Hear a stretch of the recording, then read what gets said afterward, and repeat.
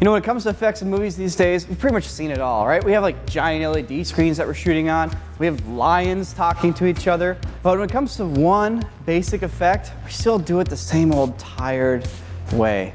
Bone breaking. Go to a cutaway to hide the swap to the prop. Then cut back out to the wide and do the bone break. Break it, Pepe Le Pew! Ah! So Scott Adkins approached us. You know, the action star Scott Adkins. And he's producing a movie, and he was wondering if we wanted to do a shot for the film. Now, not just visual effects, but to conceptualize and design the entire shot. I've always wanted to do a good bone break, and this is my chance to do it in an actual movie. So let's go figure it out.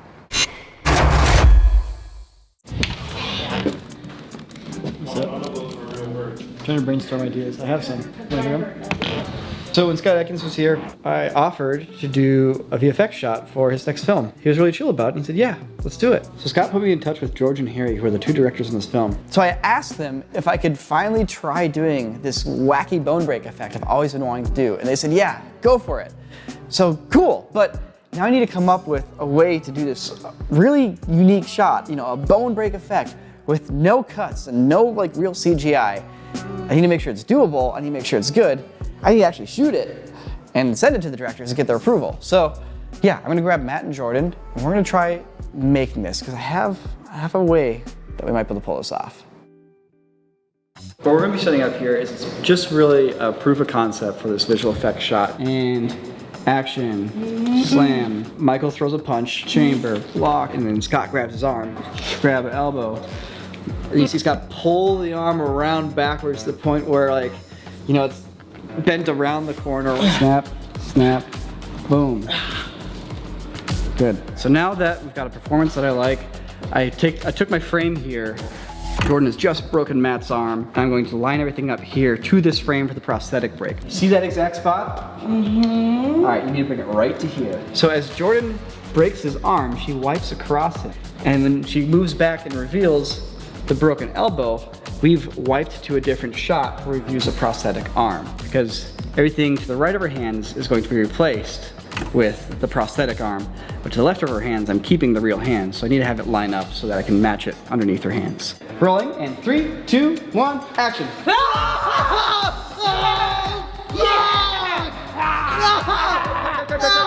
That was awesome. Okay, you guys nailed it. So Ren, as the resident expert on bone breaking, I was wondering if you could take a look at this. What you got, Niko? At first I thought I was like, oh wow, okay, so you just got like a dummy arm there. But then you played the full shot and I was like, excuse me? Wow. It shows off the effect. God, like where does it even switch? I think this will get the Scott Adkins seal of approval. So everybody here seems to like the clip. I like the clip. The directors like the clip. So now we're gonna do it. Just one big problem. They're on the opposite side of the globe, and I'm right here in Los Angeles. So I have to build an instructional video to tell them exactly how to do this really pretty complicated effect. And I gotta hope it just all works out. So fingers crossed.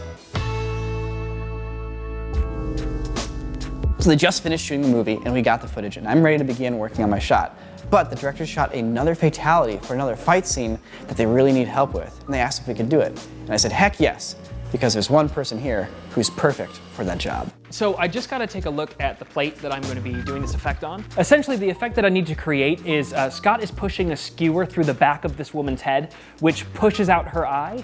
And essentially, I'm gonna create a CGI on the end of a skewer that dangles in front of camera for a while.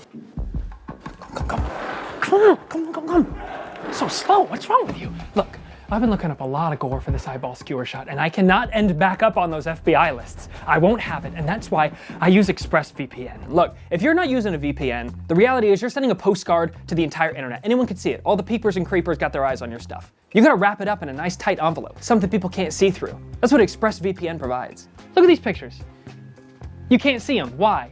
Because we're illustrating ExpressVPN with Gaussian blur. Show them without ExpressVPN. I'm kidding, we can't. I don't think we can do that. We shouldn't do that. There's never any buffering. It won't slow you down. I can load up all the nasty images that I need to. Notice that I didn't say want to. It is impossible for the ExpressVPN servers to keep any log of what it is that you were doing when you were online. Poof, Never happened. Look, there's a reason why ExpressVPN is rated as the #1 VPN provider by CNET, by The Verge, and there's others. Look it up, dude, but use ExpressVPN. And with ExpressVPN, you can browse from almost any country, right? 94 to be exact. They think you're in Portugal? Well, guess what? I'm in Vietnam, baby. Come get me. Don't. When the US Netflix removes the American Office from streaming, you can use ExpressVPN to just tell Netflix you're coming from the UK, where they still have it, and you can continue watching the second best version of The Office. Find out how you can get 3 months of ExpressVPN by visiting expressvpn.com/corridorcrew or clicking the link in the description below. So now that I've used ExpressVPN to mask my gore research for this video, I'm gonna head back upstairs and put the finishing touches on this eyeball shot.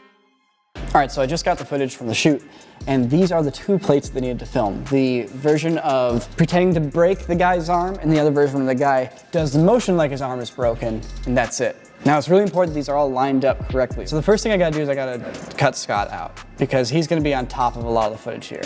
The next thing I gotta do is I have to make a clean plate, because the clown has to be removed from one shot and kind of stuck to the other shot. And the tricky thing here is, as I cut them out, I need to be worried about these shadows. So the hand here, that's to the left of Scott's hands, is from the take with Scott. But the wrist and the arm that's to the right of Scott's hands is from the take where there's no Scott. And so there's no shadow there, so I have to fix that. But they lined it up really well. Like, I barely have to do any fudging of the image to make it work there. Like the transition, flawless. You can't tell that it's a separate take, filmed at a different time underneath Scott as he passes over the clown. All right, this shot's done. Let's show it to the directors for the very first time and see if it's at all at the quality level that they're expecting for a movie. Hey Nico, so we are just about to look at the poker arm break clip that you've been working on. Really excited to see it, and this is obviously the first pass you sent, so we're going to look at it, react to it, and sort of see what you think, and get some notes maybe. Like the stitch between him going boom and his head coming back is like perfect. That's seamless. So the only thing I'm noticing is a little bit of Scott's rotor around his nose and on his hair. There, just a little bit on his nose, but yeah, maybe a little bit of a bit of flicker on Scott's arm, fist on holding his arm. It's amazing. Yeah. Really nice job, Nico. Thank you very much. Thank you very much. Very, very useful notes. I love getting critiques. Critiques from people that know what they're talking about are very rare and few and far between, and every time you get the chance for one, you should treasure it.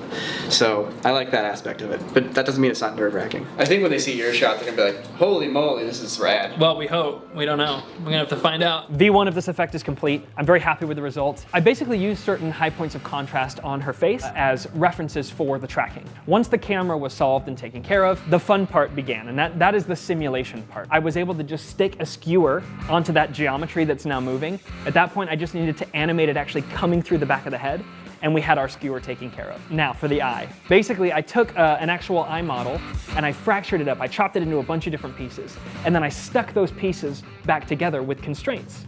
And I stuck those pieces over the actual moving and animating skewer. So the eye, in essence, was sticking to that skewer. I also needed to take care of the muscles in the eye. And just like I attached the eye pieces to the skewer, I attached the muscles to the eye. So once we had everything stitched together, everything is attached to everything else, then you have to simulate the eye itself. And this is where you can kind of get artistic with it. How jiggly do we want the eye to be? And so I wanted it to almost have fractured the pieces, like if you drop a hard-boiled egg or something. It's so disgusting. The final result is something that's incredibly visceral to watch, which I think was the goal of the directors, or I certainly hope it was the goal of the directors, because that's what I did.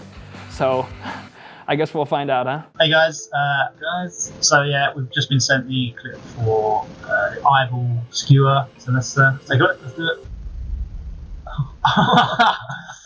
Oh god. Oh god. Oh, that is pretty gruesome. Good work. Great, okay, well that's a huge relief. Well, now they're switching gears, you can tell. Yeah, now they're gonna go into analytics mode. Yeah, the directors have kicked in. One thing I was just thinking was, I love the idea of it more kind of towards that screen, almost right into screen, and maybe kind of rack focus to the eye a little bit. So we want to kind of get that feel of it. This eyeball's up right in his face. So the other thing is, the shot that comes after this is the shot where we see Dante get covered. We had a blood pump, just pumping blood, which is supposed to be coming from the eye socket. Forgot about that continuity. That is on me 100%. Let's take a quick look. Yeah, so that's a spray.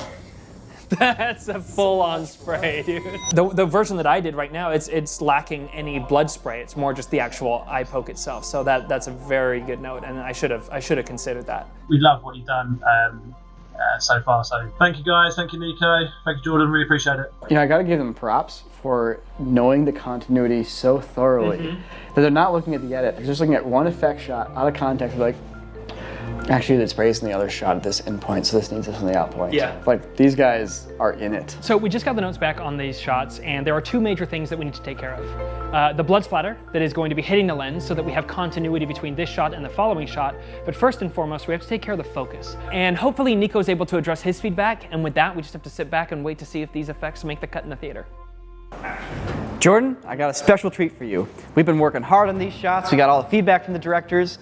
And I reached out to Scott himself to see if he'd take a little bit of his precious time to take a look at the shots with us and tell us what he thinks. Obviously the directors approving it is a big thing, but the person who put your name forward in the first place, that's very important, that they're happy having kind of, you know, gone out on a limb for you. So it's important that Scott likes this. I am both nervous but excited too. How you doing, Scott? I'm good, Niko. How are you, mate? I'm doing good, man. Scott, we want to hear what you think. How did the shot turn out? Did it achieve your expectations at all? I'm gonna play it real quick here.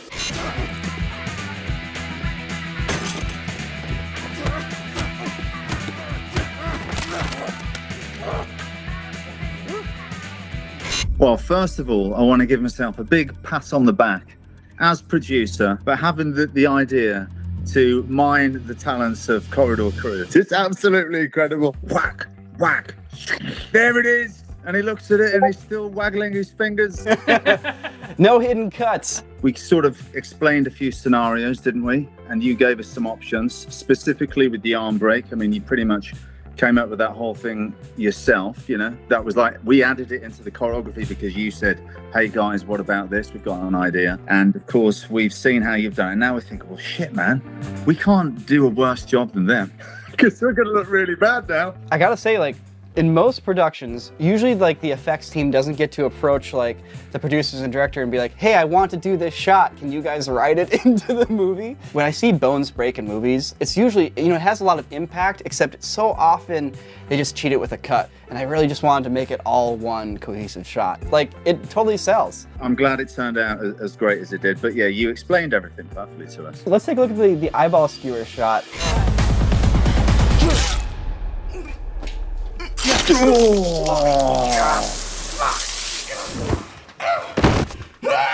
It's just amazing. The way it's sort of wobbling like that.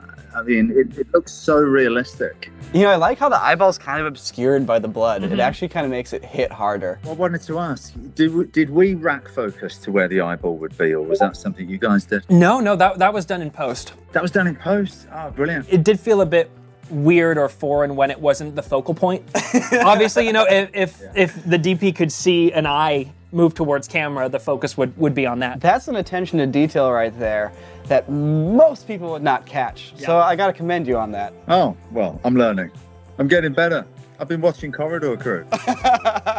You've given us the sort of quality that, to be honest, it's as good as anything that I think we could have got from any high-end sort of CGI house in Hollywood. I'm sure it's that good. Amazing. And the arm brake as well, to think outside the box and think of a way to do it that hasn't been seen before. Just fantastic, guys. I really appreciate it. You've made my film much better. So yeah, everybody go check out Accident Man 2, you know, whether it's on iTunes or, you know, a streaming service or anything in an Amazon. You can figure it out. There's Google. You just type in the word of a thing and then it shows up. It's about a hitman who specializes in killing people but making it look like an accident. If you like kung fu, comedy, and gore, this is the movie for you. Scott, thank you so much.